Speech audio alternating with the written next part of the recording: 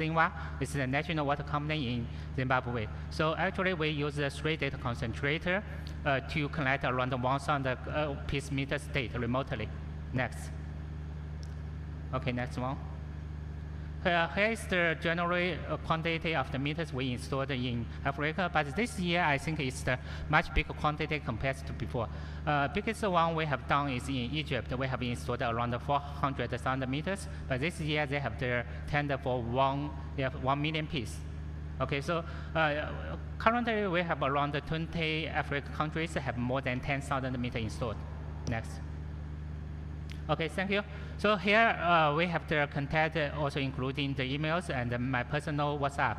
If you wanted to understand more information about the smart water metering, I'm still here in the afternoon. Tomorrow I will travel to Nairobi to meet with the Nairobi Water. Thank you. Thank you for that. Yes. Please.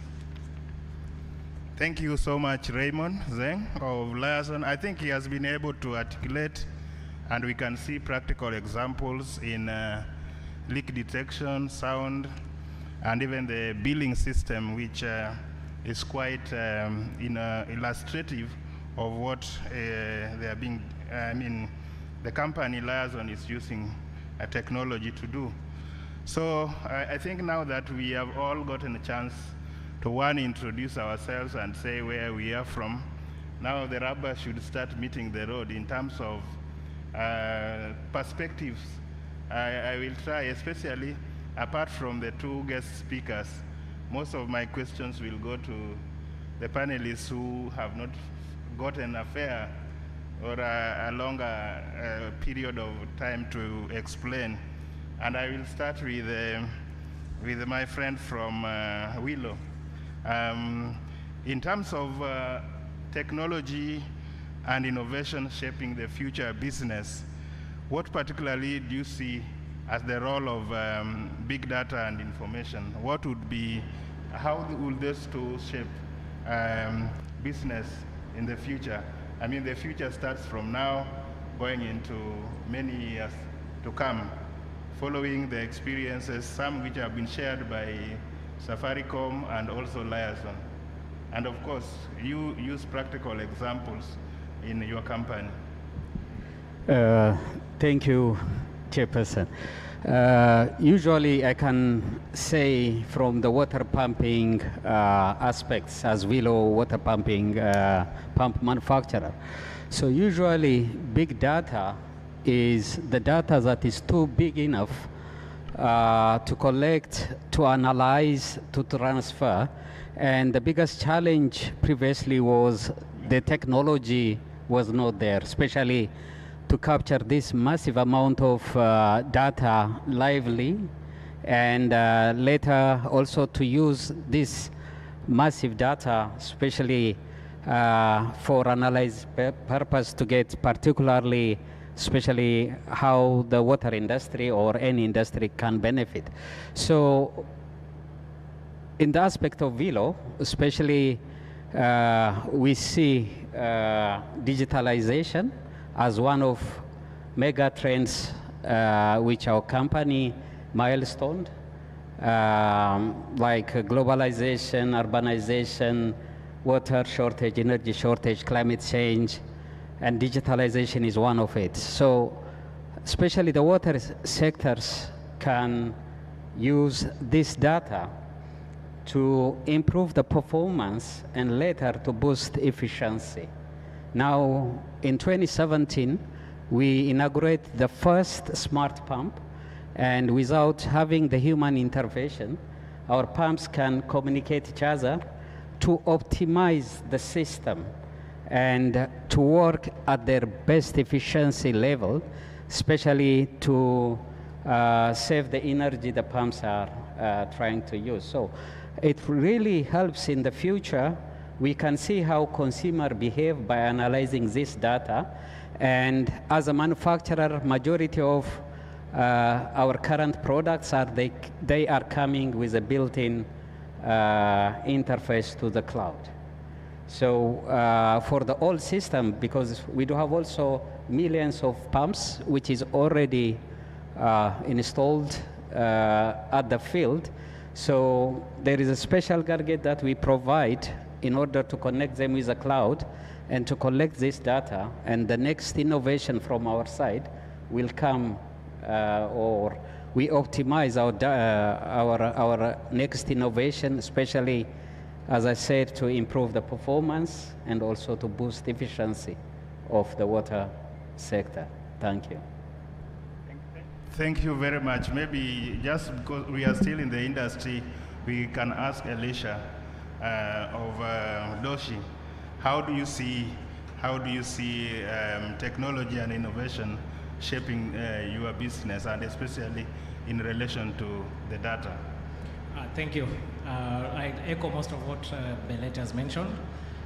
It's interesting how right now with information and data, we are able to approach water companies and understand the problems that they have. We study their data and like for example, flow rates over some periods of time. We study the data on the pipes they have in their system, the energy consumption of pumps, and with that information, it makes it easy for us to offer customized solutions. So in the future, you'll find companies will be able to monitor water consumption, energy consumption. It will also be easy to detect where they're having losses. I have an experience, vast experience working with water companies that are experiencing low flow rates. Our system has been designed to supply water, a very good system, but they're experiencing low flow rates. Water is not reaching the people, and now it makes it difficult for that project to be commercially viable. So we study the data, offer tailor-made solutions, and improve the flow rates. Just on Monday during the cocktail dinner, I was having a conversation with the technical manager of Nyeri Water, and he showed me on his phone flow rates to a certain tank that we offered a solution to. Initially, that tank was receiving less than 10% of water, but after we offered solutions, he showed me on his phone that the tank is now at 77% full. So this is only necessitated by the data, being able to analyze the data and offer solutions. And also, it was interesting because we were in Mombasa and we were seeing the current water level in Nyeri. Okay, so that's just one example that I have. We have several case studies that I can share. Thank you. Thanks, Elisha, for the points that you have put across. You have mentioned the WSPs, and I know they are your main clients, but now there is an MD who has the experience.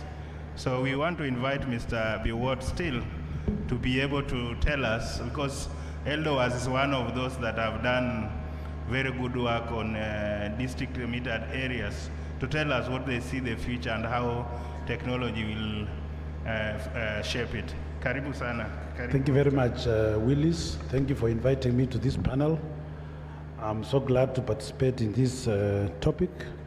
And I wanted to say that, first of all, as we deploy technologies, we need to realize that we have targets to meet in terms of realizing development goals of our country. And therefore, technology will come to assist us to fast track our processes or our targets in terms of ensuring that we realize our development targets, especially here in water and sanitation, where we are looking at 100% coverage. So technology is very important. As you've said, Willis, we as a company have actually implemented about 1,000 smart meters initially, and these smart meters enabled us to access data, check on consumption, look at, detect leakages, and ensure that the company continues to operate in a very efficient way, where in these areas we reduced non-revenue to less than 5% by deploying smart meters technologies. And we see that when we adopt these technologies, we will be able to ensure compliance, we'll be able to ensure efficiency, we'll be able to also enhance stakeholder engagement and transparency, because our customers, they would like to know whether what they pay is exactly what they consumed. And smart meters have come to reduce the doubts. And I wanted to say that the deployment of technology in our company really increased revenue in the areas we reduced non-revenue water. And currently we are implementing district metered areas, working with Earthview and Safaricom. And we have actually managed to come up with 18 district metered areas, out of which we have 98 sub-district metered areas. And in the near future, we'll actually be launching as part of our digital transformation. And we are seeing that even in terms of feasibility and image for the company, the deployment of technology has given us a headway in terms of becoming a trailblazer in the sector, not only in Kenya, but also globally. So I would like to say that technology is good. It is something that we need to think about. And even as we do this, we need to ensure that our water service providers have access to adequate water for supply. Because the remaining challenge to deployment of smart meters and technology, including the ones for pipes, which we call them HDP pipes, will be lack of adequate water. One of the biggest challenges we face ourselves is that you can deploy a smart meter technologies, HDP pipes, but you can only supply water once a week to certain areas. So it will be important to look at enhancing the quantity of water as well. And in terms of this, as a company, partnering with the Nature Conservancy, we have actually deployed drones in recent times, where we have trained our youth. We've deployed some drones who will be checking on conservation efforts in our catchment area, and also looking at the rivers, how they are behaving, using the drones, and therefore being able to make quick management decisions in terms of conservation of our catchment area. Thank you. Thank you so much, Bwana Peter Biwott. I just want to say that we have our panelist, Mr. Charles Kaloki from Earthview, who has come on board. And maybe just to having talked about some of the challenges, Mr. Kaloki, and maybe Tobias, you will speak to this. What are some of the challenges that organizations face? You deal with systems, many of them. Tobias, you have many members of your organizations because it is a group. What kind of challenges do they face when it comes to leveraging big data and information in driving innovation? Charles, I think this is really because you work with the different organizations, and you must have experiences, because those are the experiences that you have used and provided solution to those challenges. So I don't know if you could just grab one of, do we have,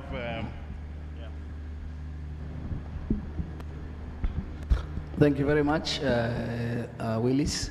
First of all, I want to appreciate this question, and want to address it from about 3 or 4 dimensions.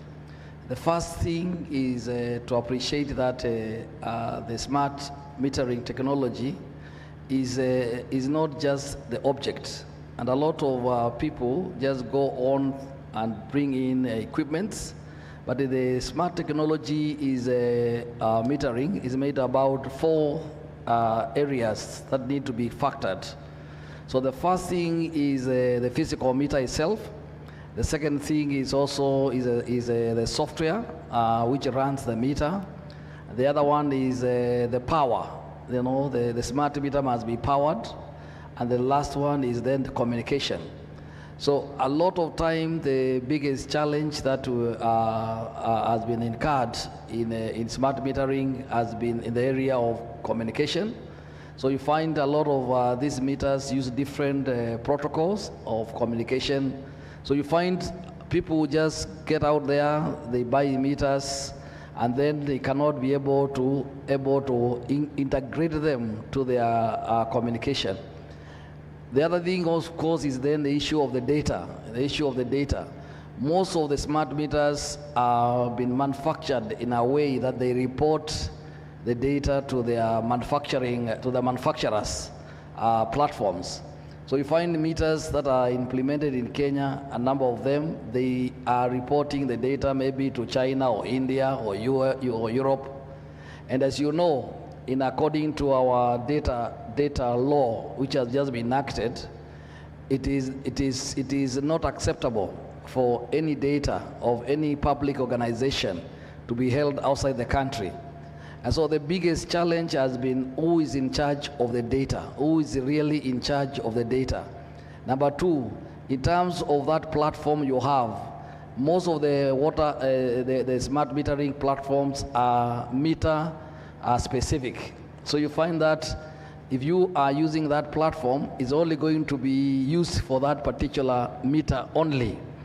So then you are tied to a particular meter. So you need to be able to have what we call agnostic platforms, so that agnostic platform is able now to accommodate meters of different manufacturers and many other objects. The next thing then is communication. You find that a lot of meters are just using the normal GSM SIM cards. Now you find out that that GSM SIM card uses a lot of power, and uses a lot of bandwidth. So a lot of time you find that that meter is not able to communicate just because the bundles are finished and they need to be recharged. And then you'd also need to have a situation whereby if the meter maybe is put in a chamber, and it requires a lot of big bandwidth, it's not able to communicate. So these are challenges that we have been able to overcome in AdView by able to work in partnership with Safaricom, where we have been able to go into what we call NB-IoT, that is narrow-bound Internet of Things communication protocol. So in that case, then you find that the NB-IoT uses little bandwidth, and it uses low power. So in terms of that, then it is able to preserve the power of the meter. The second thing also, it is able to have a platform which is locally developed, and that was the main key, to have a platform which is locally developed and which is agnostic, can be able to accommodate meters from different manufacturers and from different running on different protocol. So I think that has been the biggest thing. The other one, of course, is integration to the existing system. So you find the meter is here, but it cannot be integrated now to the other system. Now that is a challenge, because then you're going to have three systems. We have got some water companies in Kenya that are running about 5-6 platforms, because they have got meters from this side, they have a platform of that, another meters from there, from another platform. Then it becomes a challenge. So these are the challenge of technology, and it is important as we select smart metering and smart technology to be able to be really properly guided and to be able to work with technology partners who have an insight and a depth of technology. Otherwise, you'll be able to invest in smart metering, smart technology, which will not be able to be useful even to your company. Those are my comments. Thank you. Thank you very much, Charles. And I think the last point is very important, that we have one platform, because I know here we have Liaison, we have what Safaricom is doing. How can we all have one system or one platform which is able to accommodate most of the technologies? Let me give Tobias the chance to say the challenges. I know it's too technical, but you can also tell us from the experience of your membership. Thank you. Let me give the basics. Away from gadgets. I think for us as CSO World is that data should start with having one domicile, one stop over data, and which is real time, for us to be able to operate for planning. And I can give an example. If you want to get data, for example, from a master bed on sanitation, it depends on whom you're talking to. Sometimes you have gone out of the country and you're giving data and you find that the data somebody is giving is different from the one that's giving the same country. So data for us starts from harmonizing data and being real-time data. WhatsApp brings data, but the data is retrospective. They look at last year or the year before. But what data do we have for planning? So I want to urge all of us, technology, that we should find a way of having data that is harmonized, that's government-led, is domiciled in one stop place, where you can go and retrieve data from any corner of Kenya for planning. That has been a very big challenge everywhere. That it depends on whom you are talking to and where you are talking about it, even within ministries. You find sometimes data from one ministry to another one on the same issue. Sanitation is different. And now I can give an example again that, for example, Ministry of Health is developing data of real-time monitoring on sanitation. But when you ask about, so how do you bring in the water companies in this? Again, they're not very sure about that.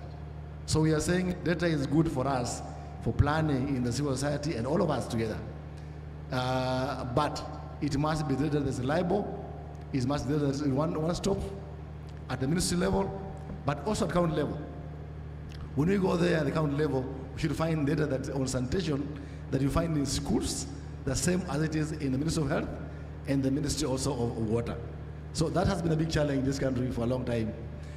It's being tried, but we are saying that all players and actors, please help us develop data that's reliable, is one-stop shop, and also is real-time. And not, of course, what WhatsApp gives very good indicator of what happened.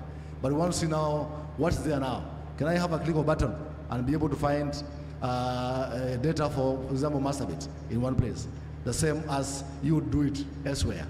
So again, I want to agree with the previous speaker. The problem has been, again, who is developing the data and what platform is there and who owns the rights of that data. So again, that's now where, again, we ask the government to come in, ensure that we have data, one, that is a one-stop shop for particular issues. And you can hear me saying about sanitation, because I can hear there's too much water and gadgets. So let me debate and talk about sanitation, where you have got data that is a one-stop shop in one place, if it's in WSTF or elsewhere, and also that is agreed by everybody, that that data is there. Because then people to come and say, this is the data that you have, and say, no, that's not from us, that's a different kind of data. So data also is very emotive, as you know. It depends again on what you want to use it for, and there must be ownership and consensus about data in all counties. So for us, civil society, the very bare minimum and the basic is that let's have data that is agreed by all of us, owned by all of us, at national level, at county level, that speaks to what we actually do in the field, for planning also.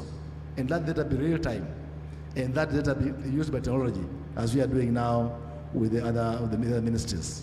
So that's my point about data for us at the CSO. Thank you. Thank you, Tobias, for even reminding us about sanitation, because most of the time we talk a lot about water. There are two panelists who gave us the keynote address. I want to give them the chance, but there are also some other two questions, very, very, very relevant to what you are doing, in terms of giving us, both Safaricom and Liaison, giving us example of successful applications of big data and information in driving innovation. So I want you, Paris, in addition to what the comments you want to make on the challenges, please give us example. We know what Safaricom has been able, but for the benefit of the audience, please make your comment. And then Raymond, you told us a lot in your presentation. Just tell us in Africa, in Kenya, I saw various examples that you gave in terms of where big data and information have driven innovation. Then I think after that we will give the audience a chance to ask very particular questions. The panelists come from different organizations promoting technologies, doing business, and I think this is an opportunity where we can interact and follow up some of these opportunities. The big thing after this is how do we transition from those of us who are still not adopting technology. You know, we finance a lot of water companies. And when I sit around, I ask myself, how can they better optimize the operations using technology? Or can we say that in another 2 years, if you are not compliant with the technology, then you are not going to finance you, if that will be a fair decision. So, Paris, you go first, and then we have Raymond. Thank you, Chair. So one of the things that I wanted to point out, and my colleagues on the panel are all right, but there is this thing about big data that is thrown out. It's a big word. We do have an opportunity, and I agree with you, Tobias, that sometimes data is all over the place and you don't have a central place to collect that data from. We now have a good opportunity as we are looking at these organizations adopting smart technologies to be able to collect that data. And I'd like to say with a lot of humility that one of the challenges that grapples the space around data is knowing how to harness, organize that data in a way that it is usable. And therefore, there's a lot of data, yes, but the skill to pick that which you need for the purpose that you need is a big challenge. There's something else that we haven't talked about that is critical when it comes to data, and that is the Data Protection Act. So there is data that is out there, yes, and if you look at Safaricom, for example, we do hold a lot of data, but we are governed. There's a Data Protection Act that guides us on what kind of data that we can put out there and what we cannot. So with the adoption of smart technologies, this is a good opportunity to begin to collect relevant data that can then be further used to create operational efficiencies in organizations, to do targeting communication to organizations. Therefore, yes, there's a lot of data out there. It is all over the place. The challenge I would pose today to the business leaders in the room is that as we advance this agenda of smart technologies, we then have a good opportunity to begin to collect the data that we need and, of course, use it responsibly to avoid having a lot of lawsuits coming. What was my question, sir? Examples. Examples where you have used big data, and of Yes. course you have just mentioned examples that you have used big data and information to drive innovation as Safaricom. Okay, so there are many, and I'm going to use one that is relatable to all of us in the room, and that is Fuliza. So everybody, so long as you have an M-Pesa line, you can opt in. You do have an opportunity to opt in into Fuliza. But the limit that I get will not be the same limit that you get and what the next person will get. And that has been determined by the data that is available, that has been able to profile and see that my credit worthiness is here and your credit worthiness is here. So that is one way that big data has been used, or data has been used, because big data is such a buzzword. It's basically just data, but it's a lot of data that has been used to create the different profiles that are there in Fuliza. So Fuliza is what comes to mind. There's Mshwari, there's many other products that we have put out there as a result of innovatively using the data that is available. Thank you. Could you pass it? Raymond is going to be our last speaker in the panel. So. Okay, thank you. Actually, in China, there are a lot of places where using the big data. I can give one example. For example, if you wanted to register one company in China, maybe 20 years ago, it takes around 30 days, because you need to get around 13 approval from the government, different government departments. After that, the government gets some revolution. They put all the departments in same building, and each department have one window. Then you just go like through the flow charts. You just go one window to another window. It comes much faster. Maybe it takes around 3 days or something. But after that, in Hangzhou, we have one project handled by Alibaba. We come from same city. We call it maximum 1 time you finish all the job. That means each department share all the data. Before, when you're going to register one company, you need to fill many different type of tables.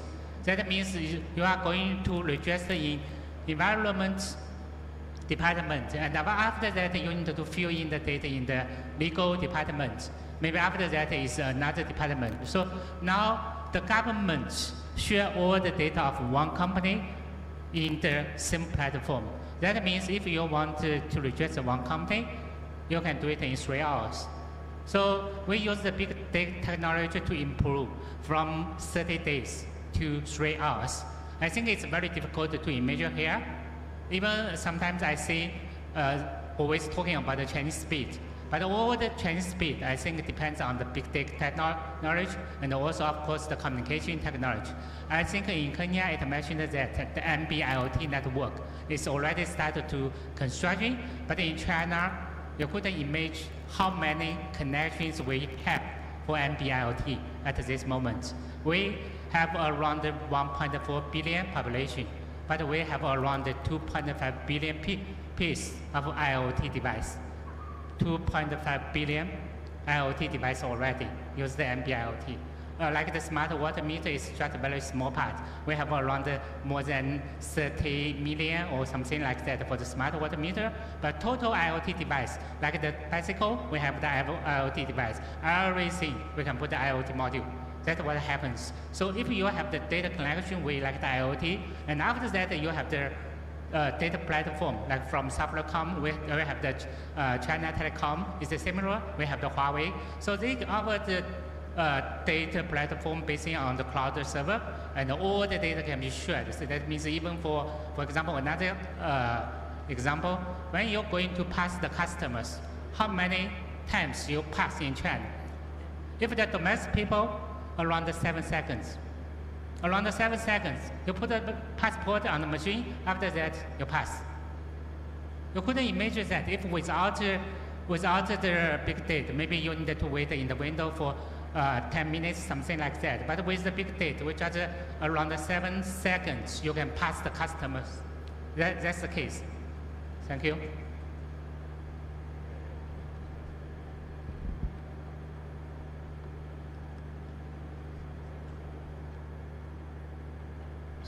So thanks very much, Raymond and Paris, for the examples of how big data and information can be used to drive information with very practical examples.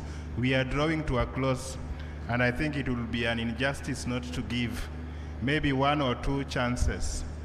Let's give 3 at most, because this room is required for other purposes.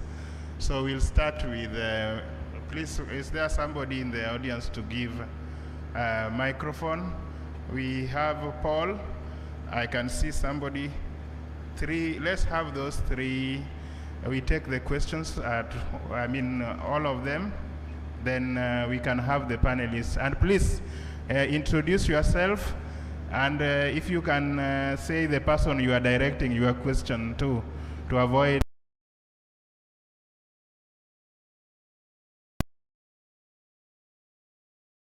Give you the first opportunity. Okay, good afternoon. My name is Naum Kirubo. I'm the head of IoT at Liquid Telecom.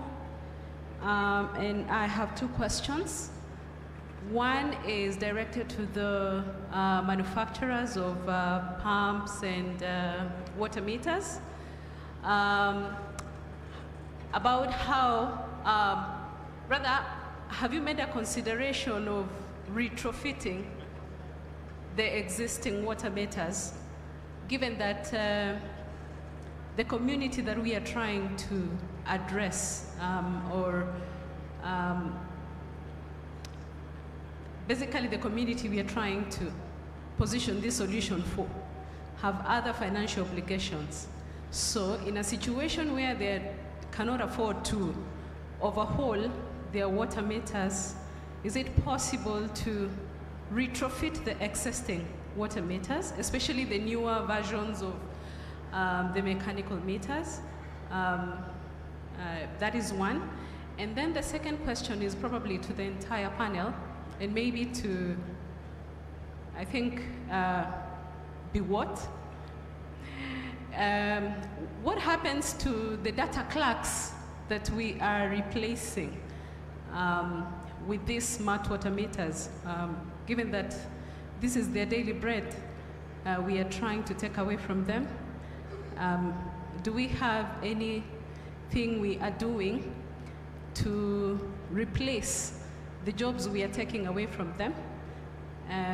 Okay, of course I've thought through this, but just to the panel to pick their mind about how we are handling these people now and in future, because it's going to be very extensive and expansive. Yeah. Thanks. The next, please. Just ask one question. Thank you.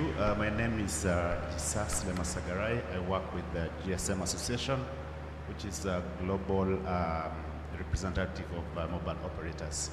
My question is, sorry, I forgot the names, but to those that have implemented smart water meter projects, I've not heard so much about the impact they have had so far on the consumer side, especially in making payments flexible. Ideally, this should be able to allow customers to consume or pay for water depending on the money that they have in their wallets because of the smart nature of the meters. And then I've also not heard if cost is an issue, because I think recently, one of the key issues that was being raised is the cost of the meters. And finally, just if existing policy is also an issue in the country, or if that has been sorted out in terms of making projects efficient and easy to implement. Thank you.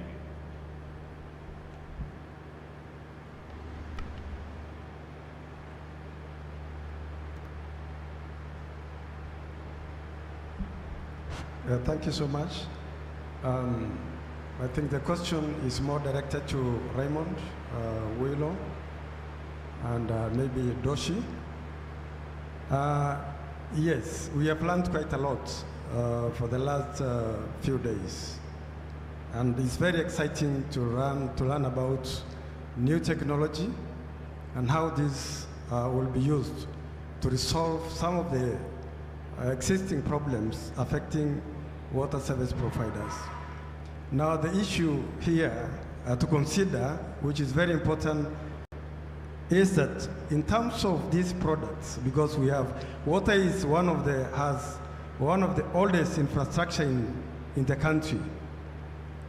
So in terms of compatibility, how compatible are some of these new products? And it cut across the water meters and other gadgets in context of the existing infrastructure, availability of the same, how spread. If I get your product and maybe getting back to trying to look for spares of the same, will it be an issue? Maybe, you consider how spread the water utilities are in the country. Also, the other concern will be very important to know reliability of this market, these products. Some of the existing markets, say Safaricom and others, people have tested their products. They know. I'm not disputing. We really welcome new technology. But again, if we are not careful, we can quickly jump to replace existing, the old infrastructure, and bring in new technology. And you want to replace something, you want to look for spares, you can't get. How reliable are these products? Will this be compatible? Your availability. Will you get to a country, then walk to another country? I think these are some of the very important considerations. But not to say that we'll have doubts about, I mean, there are no doubts about technology. This is how it works. Thank you. Thanks very much. There are almost, we might not be able to take more questions, please. You will be able to interact with the panelists outside there. There is the question on retrofitting, basically to save the cost, and then the jobs. Those were the first two questions. On the second one was not very clear to me, but I got the cost of meters and the existing policy, which I will ask Charles to talk about. And then Paul has talked about compatibility and availability, reliability, all those. So please just take not more than 1 minute. We start with, let's start with Raymond. Please be very brief, very brief. Hello. Okay, so I just use 1 minute to answer the question. First thing, the mechanical water meter, it can be retrofitted to the smart meter with the NB-IoT or some other communication, but it has one condition, that the mechanical meter itself should have the pulse output. That means there should have some signal to output to convert the mechanical signal to digit. First thing. Second thing about your question, if the data corrupts, sometimes I think it refers to the computer side if the data lost. Actually, most of the smart water meter is saved only 3 months data, but we design a meter save 10 years data. That means if you lose the data from the system, you can still collect the data from the meter because it's whole service life around 10 years we have saved it. Second question, I think about the cost of the meter. One example I can give it to you, like the NB-IoT module. When it started to use in China, it's around $15 per module, but now how it costs, you can think, it's around $2. From $15 to $2, it takes around 3 to 4 years. So I believe that the cost itself will going down, depends on the quantity going up. Second thing is about the cost itself. I think it depends what's the benefit you get. When we install the smart water meter and collect the bill from the end user, I think it only contributes 50% of its value. You need to have the IoT platform. You need to have the hardware device for the leakage management. Because smart water meter not only for collect the data, you need to use the smart water meter data to analyze the leakage in the pipe also. Last point, I think it mentioned the reliable of the meters. Today, I have a friend from Malawi also come here from the Blantyre Water Board. We started to have the project in Malawi since 2015. When we started the project, we met some challenges, but everything going too smooth now. And one thing more, we continue to give them the technical support in the past 8 years. Even the guarantee of the meter is 2 years. That's all. Thank you. Please take 1 minute or less if you can. I'll take less. Thank you. I'll respond to the MD Samburu. Just as I said, we offer solutions to various WSPs. In your system, you may find that there are problems. We come and assess. We give you the best recommendation. You may find that you may not be able to, like, if the pipes are old, like replace all the pipes at once. But in case you do it in phases, we have special fittings that you can be able to transition from maybe an HDP to a ductile iron pipe or asbestos pipe that are fitting. We'll understand your problem, maybe air management. We'll offer you the best solution. And we also say that if you have local support, we have local support.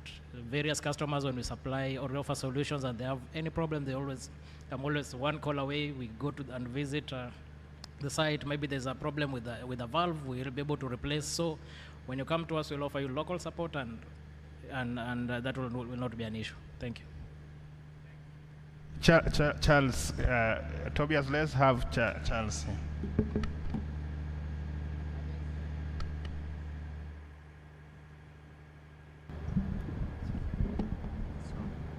Okay.